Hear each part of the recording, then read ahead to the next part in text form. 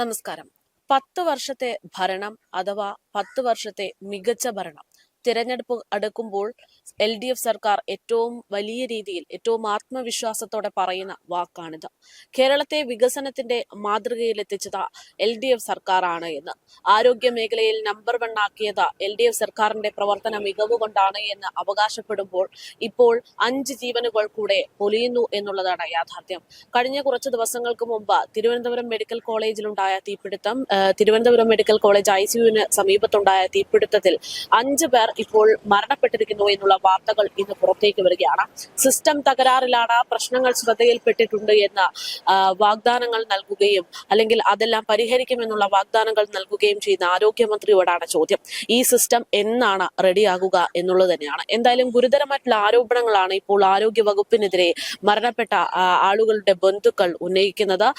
ആ സമയത്ത് ഒരു തീപിടുത്തം ഉണ്ടായത് എങ്ങനെ എന്നുള്ള സംശയങ്ങൾ നിലനിൽക്കുമ്പോൾ തന്നെയാണ് അങ്ങനൊരു പ്രശ്നം ഉണ്ടാകുമ്പോൾ അപ്പോൾ തന്നെ ICUവിൽ കിടക്കുന്ന രോഗികളെ പെട്ടെന്ന് മറ്റൊരു സ്ഥലത്തേക്ക് ശുശ്രൂഷകളൊന്നുമില്ലാതെ മാറ്റി എന്നുള്ള ആരോപണമാണ് ഓരോ ബന്ധുക്കളും, ഈ മരണപ്പെട്ട ആളുകളുടെ ഓരോ ബന്ധുക്കളും ഇപ്പോൾ ഉന്നയിക്കുന്നത്.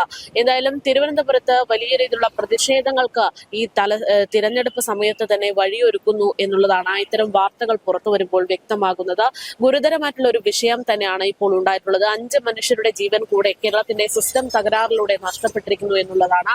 ICUവിൽ കിടക്കുന്ന രോഗികളാണ് മരണപ്പെട്ടിരിക്കുന്നത്. അതിൽ പ്രധാനമായിട്ടും തിരുവനന്തപുരം നെയ്യാറ്റിൻകരയ്ക്ക് സമീപത്തുള്ള ഒരാളുടെ ബന്ധുക്കൾ വളരെ ഗുരുതരമായിട്ടുള്ള ആരോപണങ്ങൾ ഉന്നയിക്കുകയാണ്. മെഡിക്കൽ കോളേജിലെ അത്യാഹിത വിഭാഗത്തിലുണ്ടായ തീപിടുത്തത്തിന് പിന്നാലെ രോഗികൾ മരണപ്പെട്ടതിൽ ദുരൂഹതകളുണ്ട് എന്നാണ് അവർ ചൂണ്ടിക്കാട്ടുന്നത്.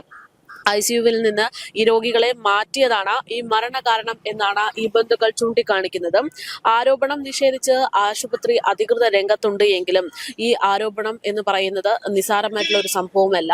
ഏറ്റവും വലിയ നമ്പർ 1 എന്ന് അവകാശപ്പെടുന്ന ഒരു മേഖലയാണ് കേരളത്തിന്റെ ആരോഗ്യ മേഖല. ആ ആരോഗ്യ മേഖലയിൽ ഒരുപാട് പ്രശ്നങ്ങൾ ഇതിനു മുമ്പുണ്ടാകുമ്പോഴും ഇതെല്ലാം പരിഹരിക്കപ്പെടും, ഈ പറയുന്നത് മാധ്യമ പ്രചാരണങ്ങൾ മാത്രമാണ് എന്ന് അവകാശപ്പെടുന്ന ആരോഗ്യമന്ത്രിക്ക് മുന്നിലേക്കാണ് വീണ്ടും സമാന രീതിയിലുള്ള ഒരു ദുരന്ത വാർത്ത എത്തുന്നത് എന്നുള്ളതാണ്. ഓരോ പ്രശ്നങ്ങളും ഉണ്ടാകുമ്പോഴും ഇതെല്ലാം പരിഹരിക്കപ്പെടും, ഇതൊന്നും ഞങ്ങളുടെ പ്രശ്നമല്ല, ഇവിടുത്തെ സിസ്റ്റത്തിന്റെ പ്രശ്നമാണ് എന്ന് പറഞ്ഞ് കൈയൊഴിയുന്ന ആരോഗ്യ വകുപ്പ് മന്ത്രി വീണ ജോർജും കേരളത്തിന്റെ മുഖ്യമന്ത്രി പിണറായി വിജയനും അടക്കം മറുപടി പറയേണ്ടുന്ന ഒരു വിഷയം കൂടെ മാറുകയാണ് ഇത്. എന്തായാലും ഗുരുതരമായിട്ടുള്ള ആരോപണം, അതുമായി ബന്ധപ്പെട്ട് മുന്നോട്ട് പോകുകയാണ്. ഒരുപക്ഷെ പ്രതിഷേധവും അടക്കം ഉണ്ടാകാനുള്ള സാഹചര്യങ്ങളാണ് ഇപ്പോൾ ഉണ്ടായിക്കൊണ്ടിരിക്കുന്നത്. ഗുരുതരമായിട്ടുള്ള ആരോപണങ്ങൾ എന്ന് പറയുമ്പോൾ നെയ്യാറ്റിൻകരയിൽ ഉണ്ടായിരുന്ന നെയ്യാറ്റിൻകര സ്വദേശിയായ സനീഷിന്റെ ബന്ധുക്കളാണ് പ്രധാനമായിട്ടും ഈ ആരോപണങ്ങൾക്ക് പിന്നിലുള്ളത് എന്നുള്ളതാണ്. ബൈക്ക് അപകടത്തെ തുടർന്ന് ആശുപത്രിയിൽ ചികിത്സയിലായിരുന്നു നെയ്യാറ്റിൻകര സ്വദേശിയായ സനീഷ്. ആ സനീഷാണ് ഇപ്പോൾ മരണപ്പെട്ടിരിക്കുന്നു എന്നുള്ള വാർത്തകൾ പുറത്തു വരുന്നത്. തീപിടുത്തത്തിന് ശേഷം സനീഷിന്റെ നില വഷളായത് എന്ന് ബന്ധുക്കൾ ആരോപിക്കുന്നു, പരാതി പറയുന്നു. ഓയൂർ സ്വദേശി കൃഷ്ണകുട്ടിയുടെ നില വഷളായതും ICUവിൽ നിന്ന് അവരെ മാറ്റിയത് കൊണ്ടാണ് എന്നാണ് ആരോപണങ്ങൾ. ഈ ആരോപണങ്ങളൊക്കെ ആശുപത്രി അധികൃതർ നിഷേധിക്കുന്നുണ്ടെങ്കിൽ പോലും ഇതൊന്നും ന്യായീകരണങ്ങളില്ലാത്ത, മറ്റൊന്നും പകരം വെക്കാനില്ലാത്ത ദുരന്തം തന്നെയാണ്. കാരണം മരണപ്പെട്ടത് 5 മനുഷ്യരാണ് എന്നുള്ളതാണ് ഗുരുതരമായിട്ടുള്ള പ്രശ്നം. എന്തായാലും മാർച്ച് 17-നാണ് തിരുവനന്തപുരത്ത് വീണ്ടും ഒരു തീപിടുത്തം അല്ലെങ്കിൽ ആരോഗ്യ മേഖലയിലെ സിസ്റ്റം തകരാർ റിപ്പോർട്ട് ചെയ്യപ്പെടുന്നത് എന്നുള്ളതാണ്. മെഡിക്കൽ കോളേജിലെ മൾട്ടി സ്പെഷ്യാലിറ്റി ബ്ലോക്കിലെ അത്യാഹിത വിഭാഗത്തിനാണെന്ന് തീപിടിച്ചത്. തീപിടുത്തത്തെ തുടർന്ന് ICUവിൽ ഉണ്ടായിരുന്ന രോഗികളെയും സ്റ്റാഫിനെയും അപ്പോൾ തന്നെ മാറ്റി എന്നുള്ള റിപ്പോർട്ടുകൾ പുറത്തു വന്നിരുന്നു. തീപിടുത്തമുണ്ടായ ദിവസം 12:45-നാണ് കൃഷ്ണകുട്ടി എന്ന് പറയുന്ന ഒരാൾ മരണപ്പെട്ടതായിട്ട് റിപ്പോർട്ട് ചെയ്യപ്പെടുന്നത്. സനീഷ് മരിച്ചത് തീപിടുത്തം ഉണ്ടായതിന്റെ പിറ്റേന്ന് രാവിലെയാണ്. എന്നാൽ ആരോപണം നിഷേധിച്ചുകൊണ്ട് മെഡിക്കൽ കോളേജ് അധികൃതർ രംഗത്തേക്ക് വരുന്നു. രോഗികളെ എല്ലാം കൃത്യമായി മറ്റ് ICUവിലേക്ക് പ്രവേശിപ്പിച്ചു എന്നും തീപിടുത്തം മരണകാരണമായിട്ടില്ല എന്നുമായിരുന്നു അധികൃതരുടെ വിശദീകരണം. എന്നാൽ സംഭവം അങ്ങനെയല്ല, ഇതിൽ നിരവധി ദുരൂഹതകളുണ്ട്, അസ്വാഭാവികതകളുണ്ട് എന്നുള്ളതാണ് ബന്ധുക്കളുടെ ആരോപണം.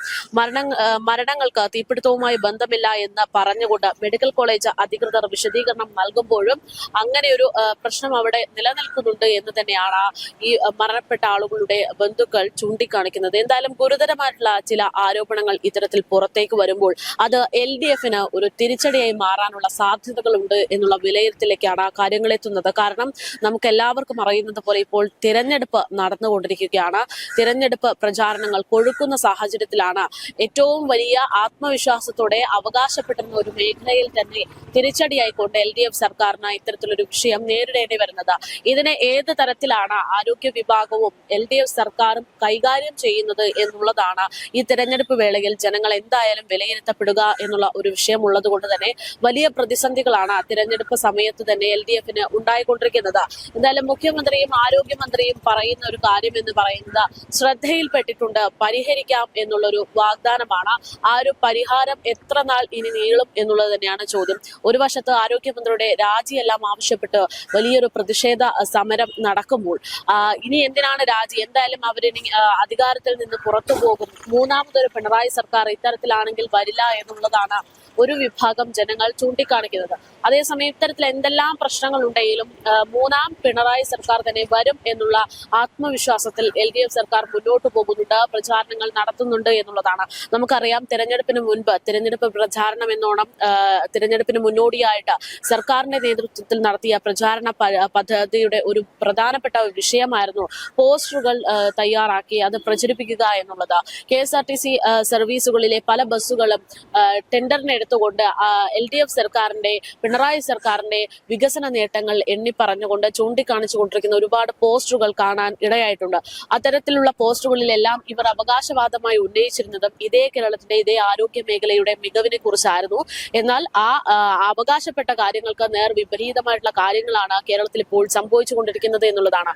നമ്മൾ ഓരോ മലയാളികളും ഒരിക്കലും പറയാൻ ആഗ്രഹിക്കാത്ത ഒരു സംഭവമാണ്, അല്ലെങ്കിൽ പറയാൻ ഇങ്ങനെയൊരു ദുരന്തം ഉണ്ടാകരുതേ എന്ന് പ്രാർത്ഥിക്കുകയാണ് എങ്കിൽ പോലും നിർഭാഗ്യവശാൽ കേരളത്തിന്റെ ആരോഗ്യ മേഖല ഇപ്പോൾ ICUവിലാണ് എന്ന് പറയേണ്ടുന്ന സാഹചര്യമാണ്. ഇത് ICUവിലാണ് എന്നതിനേക്കാൾ ഉപരി ഇവിടുത്തെ സർക്കാർ അങ്ങനെ കൊണ്ടെത്തിച്ചതാണോ എന്നുള്ള ചോദ്യങ്ങളും വിമർശനങ്ങളും ഉയരുന്നുണ്ട്. ഏതായാലും ഗുരുതരമായിട്ടുള്ള ചില ആരോപണങ്ങൾ ഇപ്പോൾ മരണപ്പെട്ട ICUവിൽ ഉണ്ടായിട്ടുള്ള തീപിടുത്തവുമായി ബന്ധപ്പെട്ട് അതിനുശേഷം അവിടെ നിന്ന് മരണപ്പെട്ട ആളുകളുടെ ബന്ധുക്കൾ ഉന്നയിക്കുകയാണ്. എന്തായാലും ഇതിന് എന്താണ് സർക്കാരിന്റെയും ആരോഗ്യ വകുപ്പിന്റെയും മറുപടി എന്നുള്ളത് തന്നെയാണ് കേരളത്തിലെ ഓരോ ജനങ്ങളും ഉറ്റുനോക്കുന്നത്.